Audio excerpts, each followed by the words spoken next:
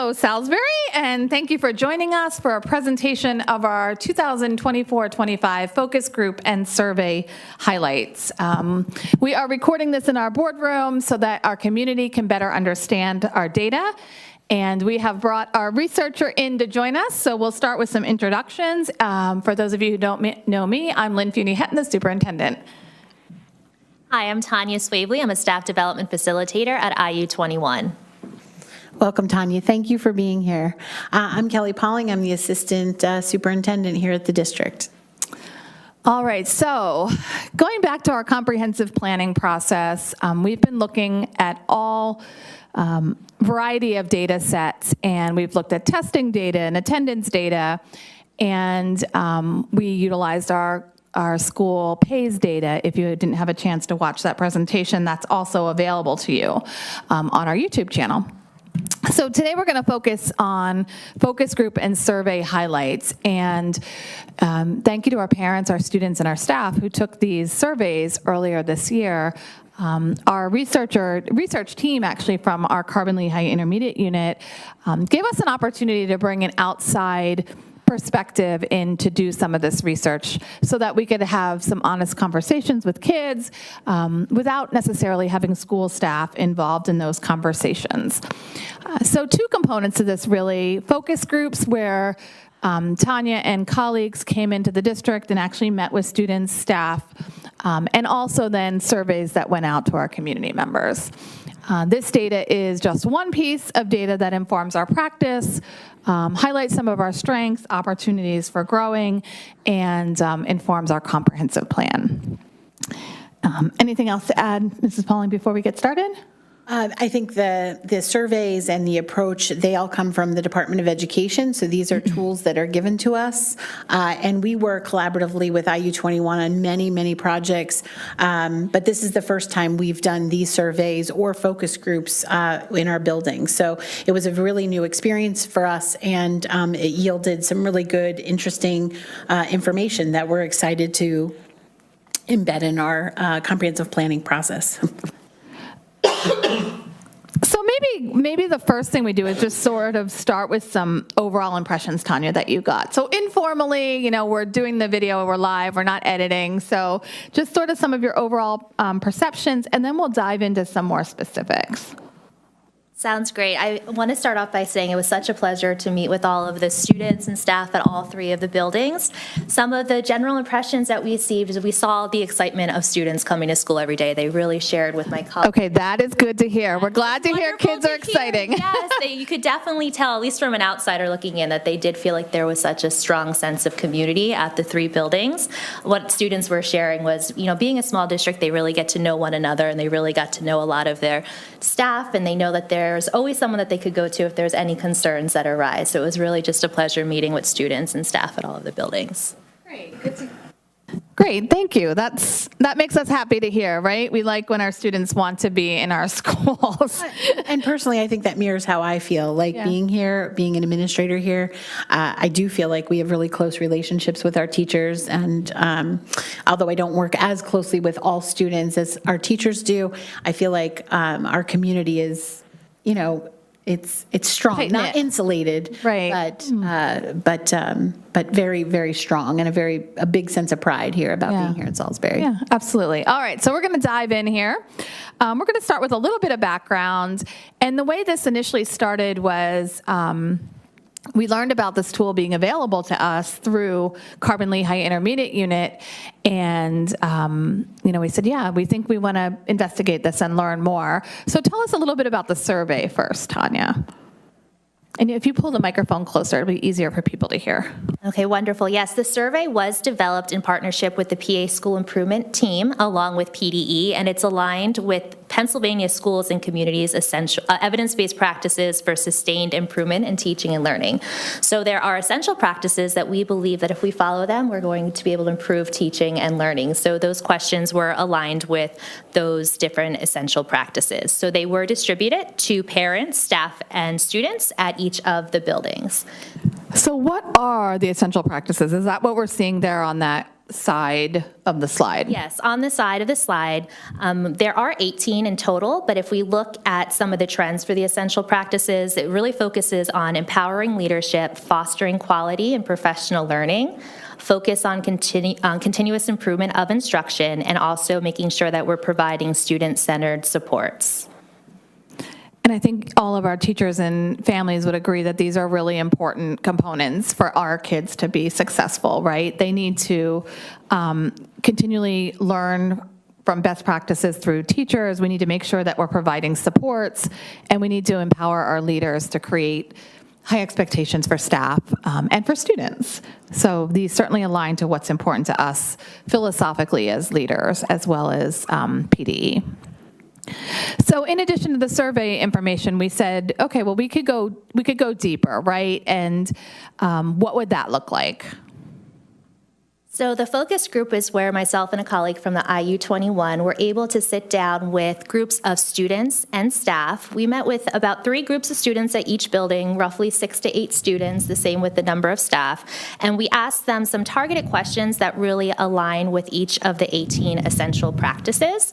So we were able to really have that opportunity for them to open up and share their experience within the school. And then we used all of the data that we gathered from the focus groups and combined it with the survey data to see if there were any trends that arose from the focus groups and the surveys that were distributed. All right, so we're going to dig in a little bit and find out what you have discovered. And, you know, for information purposes, as an admin team, we have seen the full data set, so we're even able to dig deeper. These are some components that you've pulled out as trends in the data that you feel it would be valuable to share with our school community. Yes, so some of the first trend that we really wanted to focus on was Practice 6. We believe that is so important for a thriving school community, and Practice 6 is fostering a culture of high expectations for success for all students, educators, family, and community members.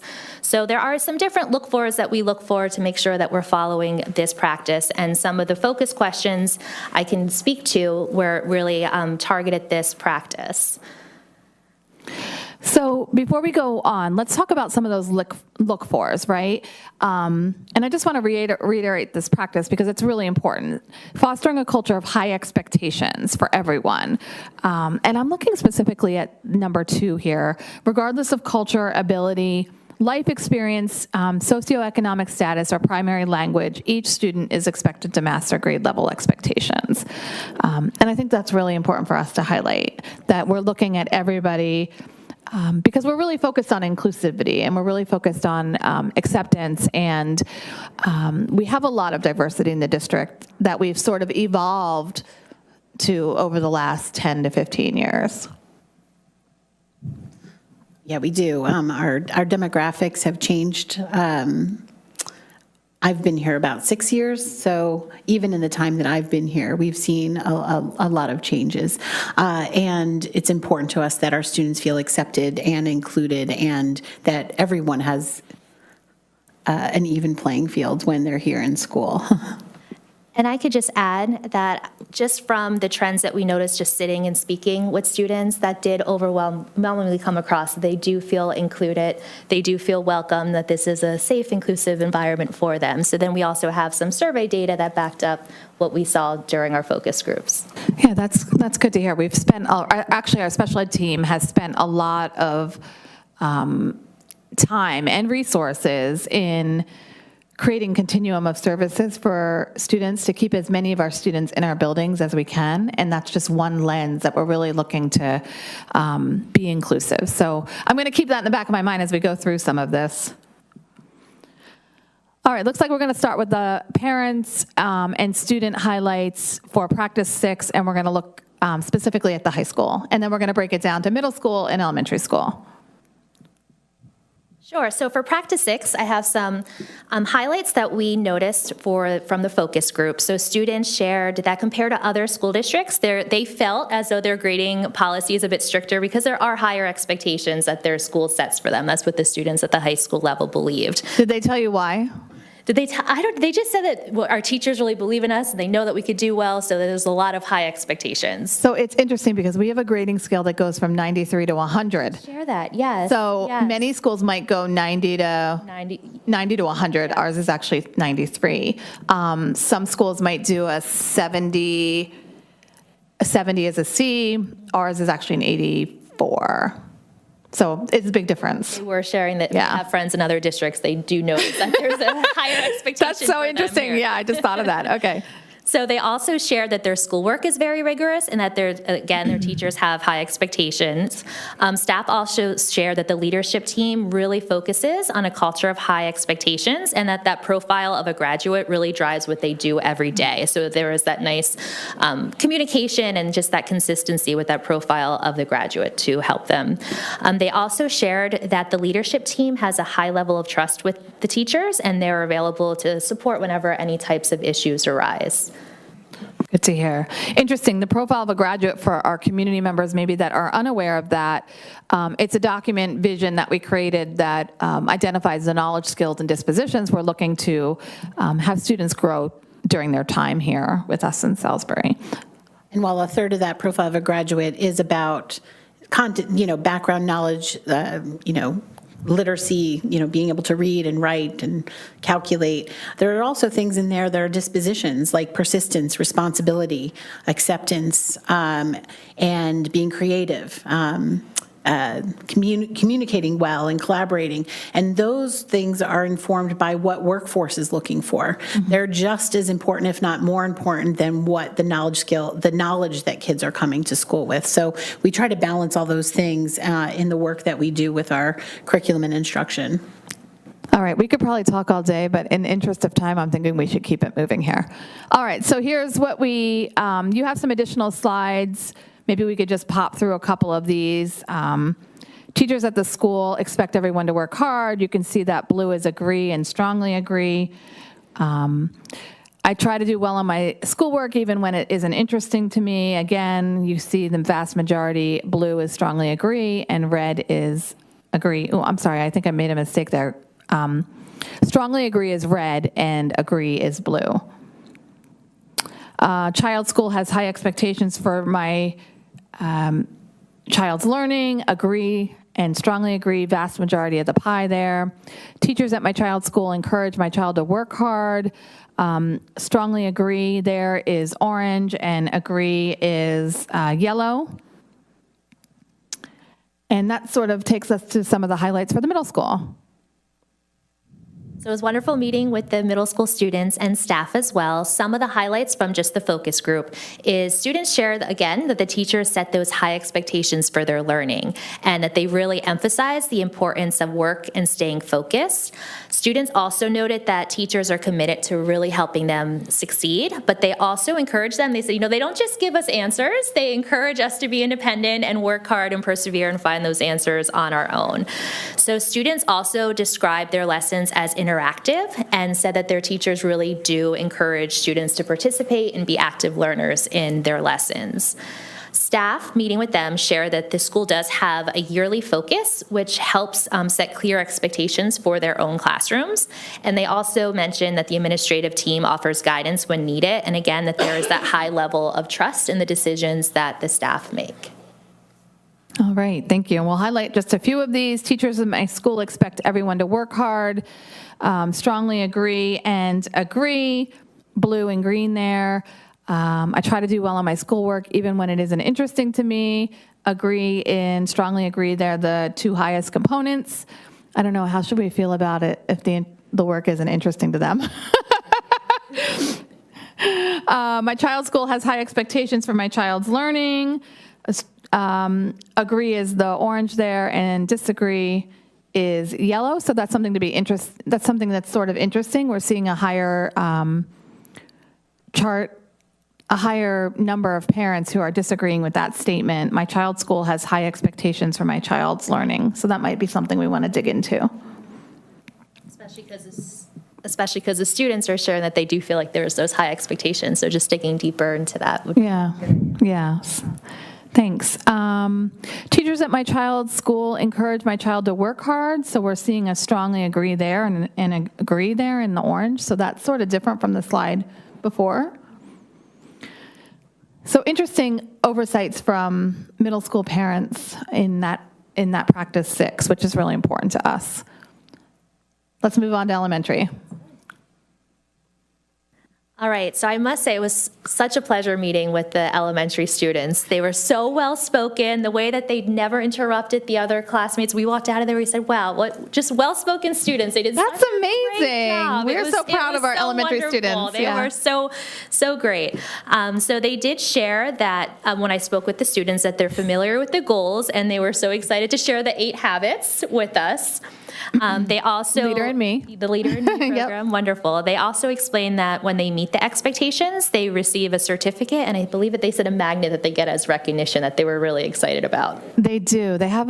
They've been working really hard on their PBIS program, SWIBS program, I guess is what they're calling it.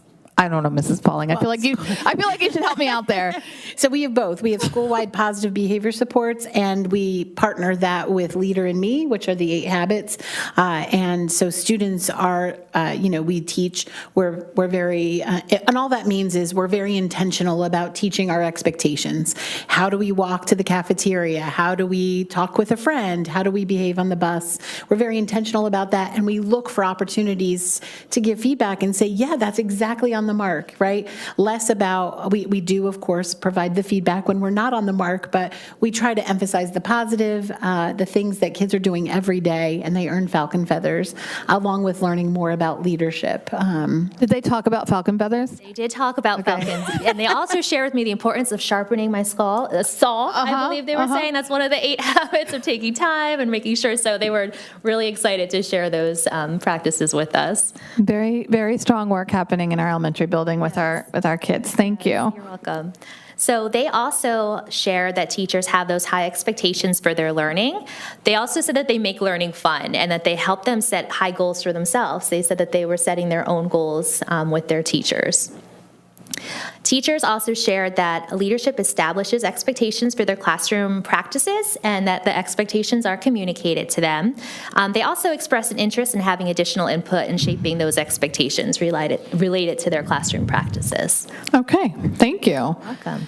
And we'll highlight some of the statements here, similar statements to the previous. Teachers at my school expect everyone to work hard. Blue is strongly agree, red is agree. I try to do well in my schoolwork, even when it isn't interesting to me. Strongly agree is blue, red is agree. My child's school has high expectations for my child's learning. That's a little different from the middle school there. 64% of our elementary parents are agreeing, and 24% are strongly agreeing. And teachers at my child's school encourage my child to work hard. Strongly agree there is red at 34 and agree is at 60, so the vast majority there as well. So we're going to shift gears now. We're going to talk about another practice. Yes, the other practice that we really feel is important to focus on is Practice 11. And Practice 11 is about promoting and sustaining a positive school environment where all members feel welcomed, supported, and safe in the school, socially, emotionally, intellectually, and physically. So there are some look-forwards there on the side for Practice 11. So this has been really important to us as we have increased diversity. We want to ensure that all of our learners feel welcome and safe in our spaces. So a couple of the look-fors here just to highlight. Relationships and interactions are positive, caring, and respectful. We're creating intentional opportunities for students to build positive relationships with peers. And I also want to highlight that it's not all the district's work, right? Like sometimes it's also work of our partners. And one example that comes to mind right away is our PTO is offering clubs right now in our elementary school, and there's a lot of fantastic clubs and a lot of students are participating. But that's a perfect way that students are able to that we have created opportunities for students to build positive relationships with peers. You know, they're working together in different things that they like to do. I love seeing them on Facebook too. So just want to highlight that much of the work is also through collaborative partnerships beyond just the school district. All right, so let's start with the high school highlights. Yeah, so when speaking with the high school students, they mentioned that there is a kindness club at their school that they were really excited about. They said that that just helps promote that positive culture through just different thoughtful activities that other students do, such as greeting students at the door. They also spoke about them handing out treats just to brighten their day. So the high school students would say, this was something that meant a lot to us, and it just is something that makes us happy to come to school. They also mentioned, and this was a big thing that stood out in all of the focus groups at the high school, was that teachers and counselors, they said, always have an open door for them and that they're very easily accessible. They also noted that the small size of the high school is really beneficial because it helps create that sense of community among them. They said, we're in a school community where everyone knows one another. We've been to school with each other for a long time, most of us, and it's just really helpful for us to truly know one another. Students also expressed excitement about coming to school each day, and they said that we have close bonds with one another. And they also noticed that when there's new students coming in, that they easily make friends and are welcomed by their peers. So it seems like they were sharing that people are accepting of new students, and even if they didn't go to school with them since elementary school, they still make sure that they create those bonds with new students as well. That's good to hear. And all of our buildings are about the same size at about 500 students. All right, so we're going to look at some of the focus group highlights first. Yes, so if we look at the staff focus group highlights too, the staff also shared that teachers at their school are just extremely motivated to come to work and help students each day. They noted that they truly love their jobs and they were just very happy to be part of the Salisbury School District. They also spoke about the advantage of it being small in size, which allows them to truly get to know every one of their students. And they also share that there is that high level of trust and respect. So that was a trend that we saw without all buildings, that high level of, they kept saying that trust and respect. So that was really great to see that we saw that at each of the buildings. That's really important to us because we have to work together, right? We have to be a community to get tasks accomplished and move forward together. So that's really important to us. All right, so we're going to look at some specific questions here. Students at this school are often threatened or bullied, and we were really focused on students being included and students feeling welcome, so let me highlight a few of these. Once again, students at this school are often threatened or bullied, and highlighting the disagree at 54% is the blue, and the strongly disagree is the orange there, or the red. So majority saying that's not the case, but we do have about 20% saying they agree. So that's something for us to dig into a little bit further as well. I feel safe and comfortable with my teachers at this school. The disagree there, students who don't feel safe and comfortable and strongly disagree there, adds up to almost 5%. So we'd want to be looking at what students do not feel comfortable, which students don't have a connection with teachers or other adults. Looking at, I feel welcome in my child's school. This is a parent question. Vast majority agree, 73% plus 24 there. So roughly 97% of our parents feel welcome in their child's school. My child is bullied at school. This is parents responding. And these questions are a little bit different, but we have a never at 54%. And 1 to 4 times a year, 31%. Does not apply to me, 5%. So we do have some parents who are, who are saying that their children are bullied 1 to 4 times a year. So that's something that the high school is looking at to better understand. One of the other components that we think about when we think about bullying too is how does everybody interpret this word? Is it an incident that happens one time? Is it a fight in the cafeteria? Is it an argument with a friend? Or is it truly the definition of bullying with, pervasive or very severe ongoing interactions? So definitely something to dig into there. All right, we're going to focus now, shift over to the middle school. Yeah, so the time with the middle school, for the focus group, students shared that the student council plans student activities such as the field day, movie So nights. fun, game days. so They fun. did have a lot of fun things to share that they enjoy. It makes them enjoy coming to school. They also shared that if there's ever an issue or if there's an idea that they have for the school themselves, they can easily talk to the principal or other teachers. So that's really nice. It gives students a voice. They really felt like they have a voice within the school. They also shared that staff members do intervene if they notice that students aren't being kind to one another. They also share that they can go to the guidance counselor or a teacher for help with any issues, and they never felt like there wasn't an adult in the building that they couldn't go to. They felt like there was always an adult there that they could trust and could go to with any issues. That's really important for all students, especially middle school, when kids are, it tends to traditionally be a difficult time for our young adolescents.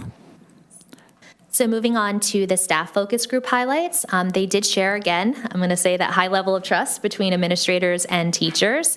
They share that the administrators truly value their time and they really focus on creating a culture that is positive, welcoming, and caring. They also shared that families receive climate surveys from the schools and that staff members make an effort to really just try to connect with families. They said whether that's at the football game or different parades, they really, outside of school, try to find ways to connect with the families as well. So again, just highlighting, they said that there's a strong school community, and they said it's a wonderful place to work. They said we love coming to school each day. They also noted that the staff members really get along and have a good working relationship with one another, which is so important, especially in a school building. You want to be able to go to your colleague down the hall and say, hey, what would you do about this? Or let's share ideas. And they did share that they just have that strong bond. One other thing they shared is that they believe a lot of it starts with the positive leadership from their principal and assistant principal, and they feel that they really feel supported by them. That's great to hear. All right, we'll highlight a couple of these. This is a student survey. Students at this school are threatened or bullied. 52% disagree plus 17. So again, there we have, what is that? Roughly 30% of students who agree or strongly agree with that statement. So that's something for us to investigate further. I feel safe and comfortable with my teachers. Vast majority, the blue and the red there, agree and strongly agree. I feel welcome in my child's school. This is from the parents' lens. Agree and strongly agree with the red and blue there, vast majority. My child is bullied at school, and here again we have 1 to 4 times a year at 40%. So that's something that we need to look into as well at the middle school, and something our middle school team is thinking about carefully. And that's why it's so beneficial to have these focus groups and surveys, because you get to see some trends that might come up, then you can investigate further. So that's wonderful, taking that time to really do these so that everyone in the community has a voice. Great, thank you. All right, so we're going to wrap this up here with student and parent survey highlights. This is from our elementary school, again, related to practice 11.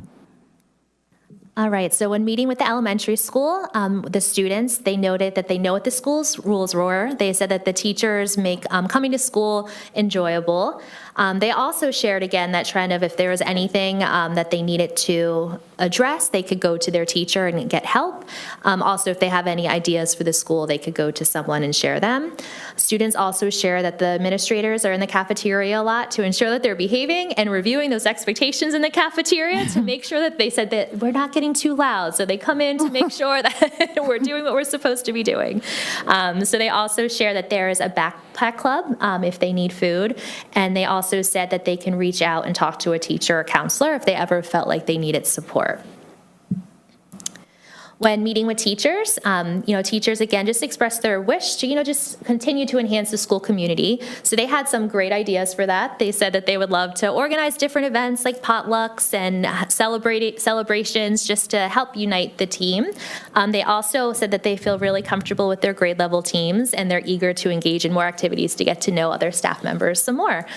They also shared that administration is in every lunch period, making sure that students are following expectations. I know cafeterias and elementary schools are always the hot spots, so they're making sure that they're there just monitoring students and that they're always visible during arrival and dismissal, which just helps create that safe learning environment for students.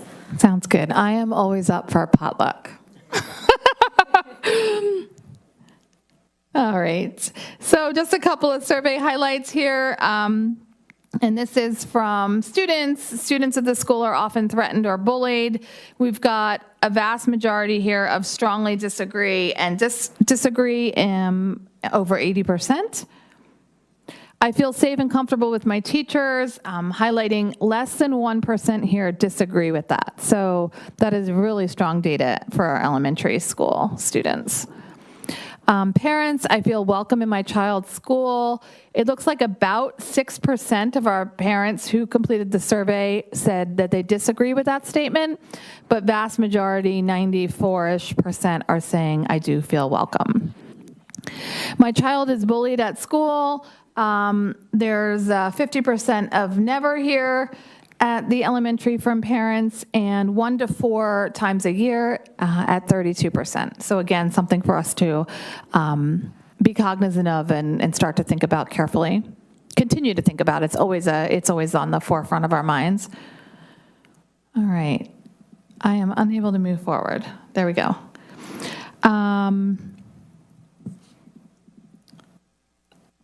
Okay, I'm going to pause because somehow I lost it. There we go.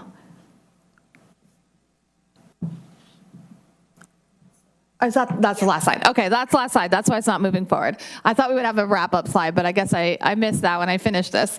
So overall, like some just general thoughts, like a lot of positive focus. When we were looking at this, we were really thinking about inclusivity and, acceptance of all students and students feeling welcome, because we feel like that is so important. Like we have to get kids to want to be in our buildings.